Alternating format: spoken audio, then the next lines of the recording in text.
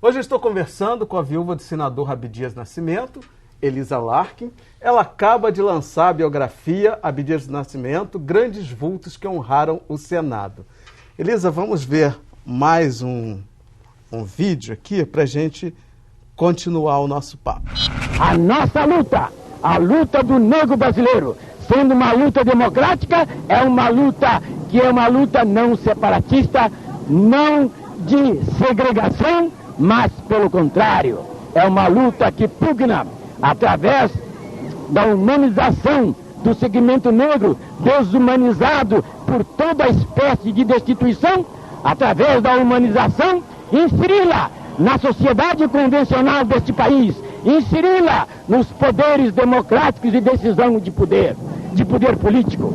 E é por isso, nesse sentido, que eu quero saudar essa organização, essa associação cultural que entendeu que cultura não é apenas um ato de erudição, um ato separado dos acontecimentos, das ocorrências políticas. Cultura é exatamente isso, uma luta permanente de libertação do ser humano. É com a nossa ascensão política, social e econômica, é ocupando todos os patamares de um país criado por nós, edificado com o nosso sacrifício. Essa é a nossa resposta aos racistas.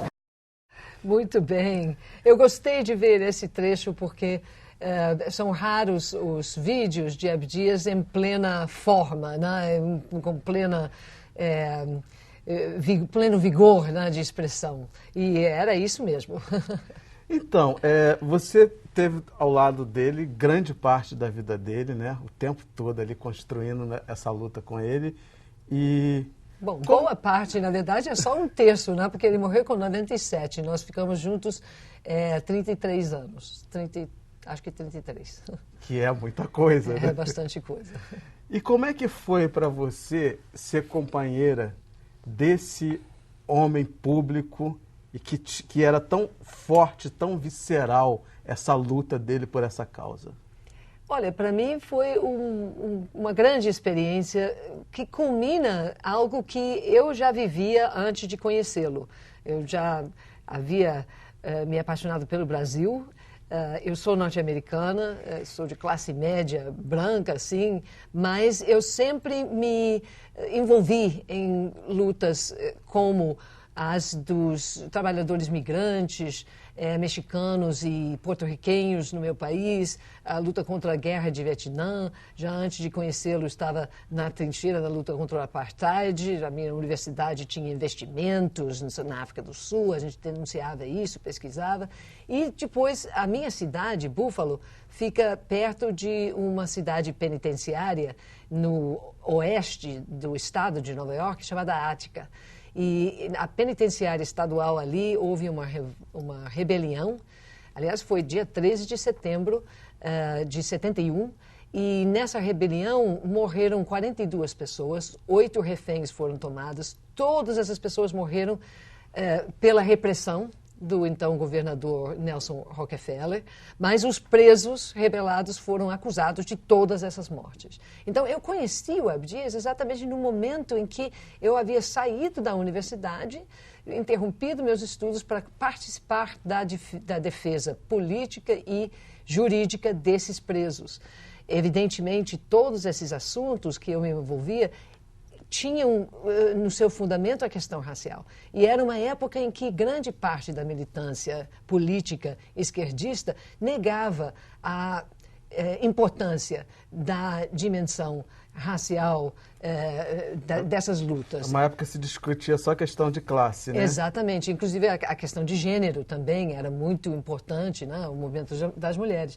Então, é nesse contexto que, sabendo que eu sempre dialogava bastante sobre esse assunto e que eu amava o Brasil, que alguém me disse, olha, tem um professor brasileiro na Universidade do Estado de Nova York, campus da minha cidade, que você precisa conhecer. Ele leciona civilizações, culturas negras do Novo Mundo, no Centro de Estudos Porto-Riquenhos, que fazia parte do Departamento de Estudos Americanos. E foi assim que eu conheci o Abdias. Então, aí, esse encontro com ele, para mim, adicionou a toda essa minha trajetória anterior, política, a dimensão da arte. Porque aqui está um homem que está produzindo sua peça em inglês lá na universidade, está realizando sua pintura, ele tem essa dimensão criativa. Então eu fiquei realmente muito empolgada com a atuação dele e me sentindo assim extremamente feliz podendo contribuir para essa luta. É uma história de um amor ideológico. Pode ser. Como era o Abdias em casa, o pai, o marido, esse homem fora da linha de combate? Olha, o nosso amigo e companheiro que perdemos há poucos dias, o Joel Rufino, escreve um ensaio sobre Abdias, que está publicado no livro sobre a pintura dele, onde ele diz que o Abdias é tão carinhoso com os amigos, tão meigo com as pessoas que ele gosta, quanto ele como é que se diz? Combativo nas causas que ele acredita. E eu digo a mesma coisa. O Abdias era de uma meiguice. Ele era muito... o meu filho, eu lembro, ele talvez tenha convivido mais com ele durante um período mais longo do que com os outros dois filhos, Henrique Cristóvão e o Bida, o Abdias Nascimento Filho, que são mais velhos do que o Osíris, o meu filho. Mas ele foi sempre muito companheiro, não era de sair passeando muito, não, mas contava muitas histórias e, enfim, convívio... claro que qualquer convívio tem seus problemas. Eu não vou dizer que não teve nunca problema, mas para mim foi uma experiência... Era um homem, então, de muita ternura. Sim, exatamente. Vamos ver mais um vídeo. Nós entendemos que a desconstrução do racismo no Brasil é absolutamente essencial para a consolidação da nossa democracia. Seria maravilhoso se fizesse parte, se no currículo dos jornalistas, né, ter esse prêmio representasse uma coisa muito forte. Por quê? Porque a partir daí, por uma iniciativa dos jornalistas, né, ia haver uma enorme intenção, né, em buscar ler na realidade brasileira, em buscar romper com a profunda invisibilidade, né, que o negro tem nas mais variadas pautas do jornalismo. Esse recorte de gênero, esse recorte de raça também precisa ser colocado dentro das redações, nos cargos de chefia, nos cargos de direção, porque eu acho que essa é uma forma da gente, de fato, garantir a importância que essa pauta da igualdade racial tem para o desenvolvimento do Brasil e para a construção de uma sociedade de fato democrática no nosso país. As pessoas se motivam para escrever artigos sobre o tema da desigualdade racial, sobre questões de relações raciais, pela existência do prêmio. Às vezes os editores permitem que esses artigos, esses textos sejam produzidos exatamente porque existe a possibilidade de concorrer para o prêmio. O prêmio vem premiar justamente essas iniciativas, de fazer com que o jornalismo seja plural, diversificado. Quando a gente coloca produções voltadas para a igualdade racial, a gente não está falando de um Brasil negro melhor, a gente está falando de um Brasil negro, um Brasil branco, um Brasil índio melhor. É um Brasil melhor. É impressionante como o Abdias está mais vivo do que nunca, né? Como ele continua reverberando o pensamento dele, né, em ações que estão acontecendo depois que ele já se foi e continuam acontecendo. Esse estímulo pedagógico é um caminho que a gente deve trilhar no combate ao racismo? Eu acredito que sim. Eu acho que tudo que eles disseram é verdade, no sentido de que, e no jornalismo, sobretudo, onde ele realmente teve a atuação profissional dele maior foi nessa área. Na época, toda a época que ele fazia o Teatro Experimental do Negro, ele não tinha... ele era jornalista, profissionalmente ele era jornalista, porque o pessoal do teatro agia pelo amor ao ofício, né?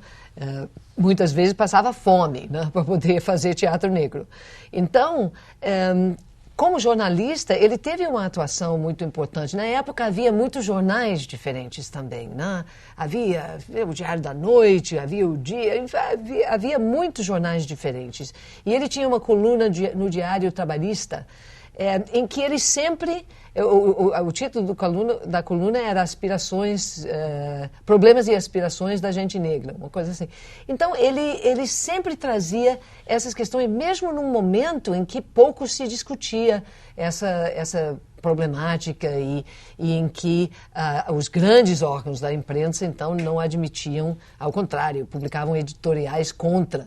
Então, assim, eu acho que trata-se mesmo de uma continuidade da presença dele, mas o importante são as ideias que estão ali reverberando e estão criando esses prêmios, o prêmio jornalista... Senão, esse aqui é o prêmio Abdias do Nascimento, né, o prêmio jornalismo, que acabei não falando o nome, mas para quem está em casa se tocar do que a gente está falando. Exato, e esse prêmio teve o apoio da Fundação Ford, da Fundação Kellogg, e incentivou não só os jornalistas, como o Joelzito disse, os próprios órgãos da imprensa. Eu soube de uma televisão, a televisão em Alagoas, que o repórter havia tentado pautar uma matéria sobre o desenvolvimento do ensino da história e cultura de matriz africana nas escolas em Alagoas.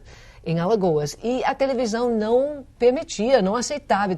Quando ele chegou com essa coisa do prêmio, olha, nós podemos concorrer para o prêmio, aí eles deixaram fazer a matéria. Eu assisti essa matéria. Então, assim, isso é um exemplo, e eu acho que realmente essa questão dos prêmios é uma coisa importante, e sei que o Abdias ficou muito contente. Ele soube, porque quando o primeiro prêmio foi feito, foi inaugurado, foi lançado, ele estava hospitalizado. Ele iria morrer daí a pouco, mas ele soube. E sei que ficou muito na esperança de que abrisse caminhos, realmente. Com certeza, esses caminhos que ele lutou tanto, brigou tanto para abrir, estão sendo abertos, né? E a prova disso é a gente poder estar aqui nesse momento na televisão conversando sobre isso, né? Sem dúvida. Falando da Abdias. Elisa, muitíssimo obrigado por ter vindo. Obrigado por dividir essa história desse grande brasileiro com todo mundo. E boa sorte. Tudo de bom. Obrigada pela oportunidade de estar aqui com você e com os espectadores. E vá fundo nesse trabalho, porque o programa é muito importante. Obrigado. Tudo de bom. E para rever esse programa e acompanhar toda a nossa programação, é só acessar www.tvaleste.tv. Você também pode assistir na íntegra todos os vídeos que foram exibidos aqui no site www.cultine.com.br. Obrigado pela companhia e até o próximo encontro. Eu te espero.